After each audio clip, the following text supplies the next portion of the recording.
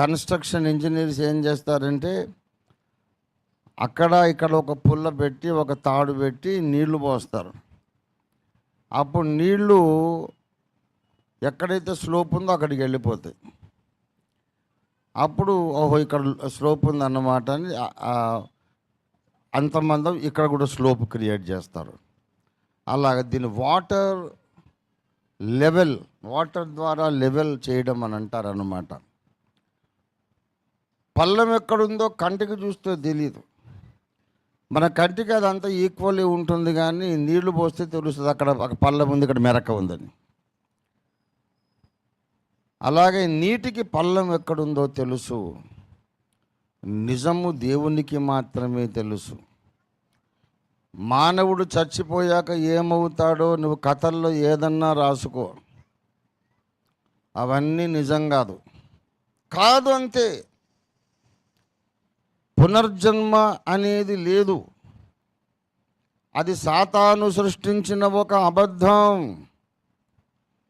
మనుషులు ఒక్కసారే మృతి పొందవలెను, ఆ తరువాత తీర్పు జరుగును. ఇదే నీ మొదటి జన్మ, ఇదే నీ ఆఖరి జన్మ. ఇంతకుముందు ఎప్పుడు నీవెక్కడా పుట్టలేదు, మళ్ళీ ఇంకెక్కడా పుట్టవు. ఈ జీవిత కాలములో దేవుని రక్షణ సంకల్పములోనికి నువ్వు వస్తే ఈ లోకాన్ని విడిచాక దేవుని దగ్గర బ్రతుకుతావు యుగ యుగాలు. ఈ జీవిత కాలంలో దేవుని రక్షణ సంకల్పాన్ని నువ్వు తృణీకరిస్తే ఈ లోకాన్ని విడిచాక అగ్నిగుండములో యుగ యుగములు జీవిస్తావు. ఇది దేవుడు ఎరిగిన నిజం, బైబిల్లో మనకు తెలియపరిచిన నిజం. ప్రియులారా, నేను ఇప్పటిదాకా జర్మనీకి పోలేదు. జర్మనీలో ఎట్లా ఉంటుంది తెలుసా? ఎట్లా ఉంటుంది అట్లా ఉంటుంది అని చెప్తే అది హాస్యాస్పదం. జర్మనీలో ఉండి వచ్చినోడు చెప్పాల. అక్కడికి వెళ్ళకుండా ఇక్కడ కూర్చొని నేను వర్ణించి చెప్తే అది నీ ఊహే కానీ సత్యం కాదు. అలాగే మరణించిన తర్వాత అవతల ఏమున్నదో చెప్పగలిగే హక్కు ఒక్కడికే ఉంది. మరణించి మళ్ళీ లేచిన యేసుకే ఆ హక్కు ఉన్నది. దేవునికి స్తోత్రం కలుగునుగాక. ఎవడైనా ఊరికి జర్మనీలో ఇట్లా అని చెబుతుంటే కొంచెం ఆగు బాబు, నువ్వు వెళ్ళొచ్చావా జర్మనీకి అని నేను అడుగుతా. లేదులేండి, ఎవడు చెప్పగా విన్నాను అంటాడు. అలాగే మరణించిన తర్వాత ఇట్లాగును అట్లాగును అని ఎవడైనా వేదాంతం చెబితే నువ్వు మరణం తర్వాత ఉన్న లోకానికి వెళ్ళొచ్చావా బాబు అని అడుగుతాను నేను. రాలేదు, వాడు మరణించాడు, అటే పోయాడు, బావిలోకి రాయేసినట్టు. ఏ అవతార పురుషుడు, ఏ మతస్థాపకుడు ఎవడు చచ్చినా బావిలోకి రాయేసినట్టే వస్తుందా మళ్ళీ? నా యేసయ్య ఒక్కడు మాత్రం వచ్చాడు గోడకు బంతి కొట్టినట్టు. గోడకు బంతి కొడితే మళ్ళీ అది రెట్టింపు స్పీడ్తో వెనక్కి వచ్చేస్తుంది. ఎందుకంటే మరణము ఆయనను బంధించి ఉంచుట అసాధ్యము. దేవునికి స్తోత్రం కలుగునుగాక. హల్లెలూయా. మరణానంతరం ఏమున్నదో చెప్పే హక్కు మృత్యుంజయుడైన యేసుకు మాత్రమే ఉన్నది. దేవునికి స్తోత్రం. మరణం తర్వాత ఏముంది? తీర్పు ఉన్నది. నీవు నిత్య మహిమలోకి వెళ్తావో నిత్య శిక్షలోకి వెళ్తావో, మరణానంతరం ఆ ఒక్క డెసిషన్ ఉంది అంతే. నీకు మళ్ళా కుక్కవో పిల్లివో పందివో అవి పుట్టేదే ఉండదు. అసలు మళ్ళీ మనిషి పుట్టడు, కుక్క పుట్టడు, ఏం పుట్టడు, వాడు అయిపోయింది అంతే. ఇది ఒకటే ఛాన్స్. మన ఇంటర్నెట్లో ఒక ఇంటర్వ్యూలో చూశాను. ఒకడు అంటాడు, నేను ఎన్నిసార్లు జన్మించినా నేను మళ్ళా ఇదే పోరాటం చేస్తా, ధర్మమును రక్షిస్తాను, నేను వచ్చే జన్మలో కూడా ధర్మము కొరకే పోరాడతా అని వాడు అంటుంటే మన సహోదరుడు అన్నాడు, ఎట్లా పోరాడుతావు? వచ్చే జన్మలో పిల్లి వైపు పుడతావు, కుక్క వైపు పుడతావు, ఎవరికి తెలుసు? వచ్చే జన్మలో మనిషి వైపు పుడతావని నీకే తెలియదు కదా. అంటే కుక్క వైపు పుడితే అప్పుడు ధర్మరక్షణ ఎట్లా చేస్తాడు? క్రైస్తవులందరి పిక్కలు కొరుక్కుంటూ ఉంటాడా? పిల్లై పుడతాడు, ధర్మరక్షణ ఎలా చేస్తాడు? క్రైస్తవుల ఇళ్లలో పాలు తాగుతూ ఉంటాడా?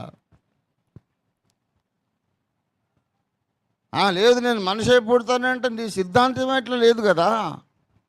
మీరు చేసేవన్నీ పాడు పనులు, నీకు మనిషి జన్మ రాదు. ఓ బల్లి జన్మ వచ్చింది అనుకో, అప్పుడు ఏం చేస్తావు? వాడికి ఆన్సర్ లేదు. అటువంటి హాస్యాస్పదమైనటువంటి నమ్మకాలతో వాళ్ళు మనల్ని ద్వేషిస్తున్నారు. ప్రియులారా, వాడు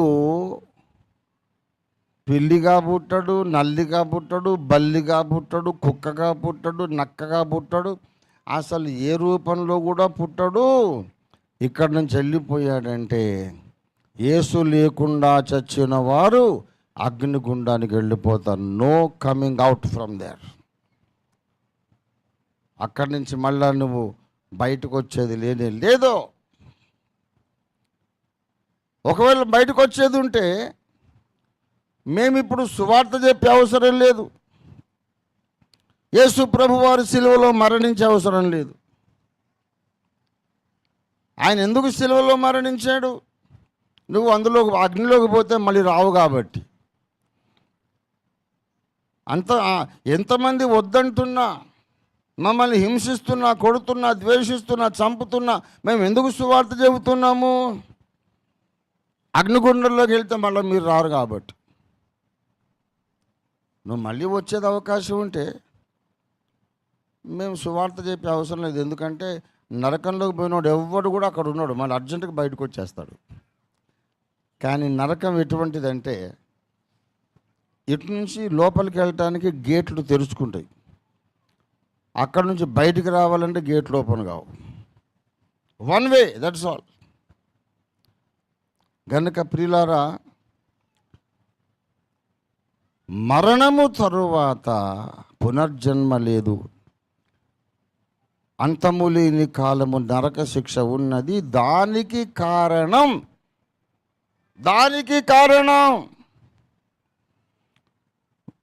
ఈ ప్రతి మనిషి కూడా జన్మతోనే సంక్రమించిన స్వభావ పాపము. ఆ స్వభావ పాపమును బట్టి కొంత క్రియాపాపము కూడా చేసి ఈ జన్మ పాపాన్ని, కర్మ పాపాన్ని కడుక్కోకుండా వెళ్ళిపోతున్నాడు. గనుక వాడికి అగ్నిగుండమే గతి, ఇంకా అక్కడి నుంచి వేరే ఆప్షన్ లేదు. ఇప్పుడు యేసు ప్రభు వారు పాపముల నుండి రక్షిస్తాడు.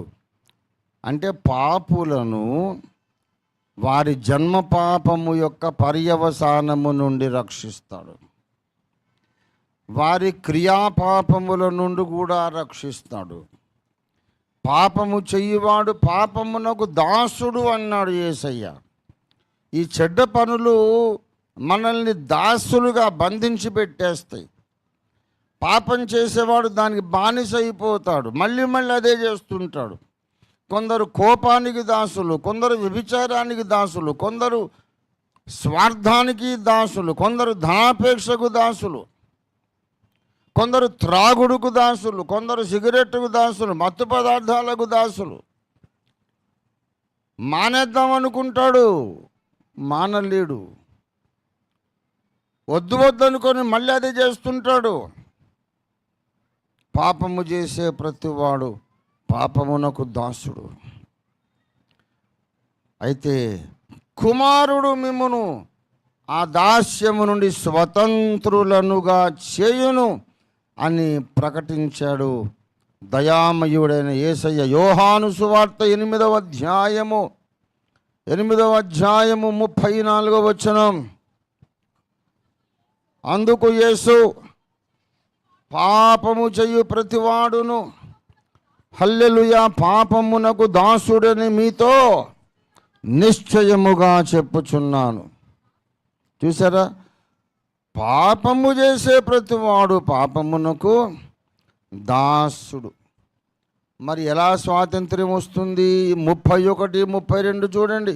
కాబట్టి యేసు తనను నమ్మిన యూదులతో, మీరు నా వాక్యమందు నిలిచిన వారైతే నిజముగా నాకు శిష్యులై ఉండి సత్యమును గ్రహించెదరు. అప్పుడు సత్యము మిమ్మును హల్లెలూయా స్వతంత్రులుగా చెయ్యును. దేవునికి స్తోత్రం. 36వ వచనం, కుమారుడు మిమ్మును స్వతంత్రులనుగా చేసిన ఎడల హల్లెలూయా మీరు నిజముగా స్వతంత్రులై ఉందురు. యేసు ప్రభువు వారు అనేక కోట్ల మందిని వ్యభిచారము యొక్క దాస్యము నుండి స్వతంత్రులుగా చేశాడు. ఎన్నో కోట్ల మందిని మత్తు పదార్థాలు అనే బంధకము నుండి స్వతంత్రులుగా చేశాడు. హెరాయిన్, గంజాయి, ఇంకా రకరకాల మత్తు పదార్థాలు, మాదక ద్రవ్యాల బంధకాల నుండి యేసయ్య స్వతంత్రులుగా చేశాడు. అనేక మందిని వ్యభిచారము నుండి విడిపించి స్వతంత్రులుగా చేశాడు. అనేక మందిని ధనాపేక్ష నుండి విడిపించి స్వతంత్రులుగా చేశాడు. యేసు నన్ను స్వతంత్రుడిగా చేశాడు. యేసు నన్ను స్వతంత్రురాలిగా చేశాడు. ఇంతకుముందు నేను ఫలానా పాపములకు నేను బానిసనై ఉంటిని అని చెప్పగలుగుతున్న వాళ్ళు ప్రపంచ స్థాయిలో ఈనాడు కోట్ల సంఖ్యలో ఉన్నారు. ఒకళ్ళిద్దరు కాదు. ఎవరినైనా చెప్పానండి, ఇంతకుముందు బాగా తాగేవాడినండి, ఫలానా దేవుణ్ణి బాగా భజన చేసినాక నాకు తాగుడంటే ఇష్టం లేకుండా అయిపోయిందండి అని ఎవరినైనా చెప్పమనండి. నేను ఒకరిని అడిగా, ఏం బాబు నువ్వేదో ఫలానా దేవుణ్ణి భజన చేస్తున్నావు రాత్రింబగళ్ళు, నీ త్రాగుడు నుండి ఆ దేవుడు నిన్ను విడిపించగలిగాడా? నీ భార్య ఏడుస్తుంది నిన్ను గూర్చి, నువ్వు సంపాదించే సంపాదన అంతా తాగుడికే పోతుంది.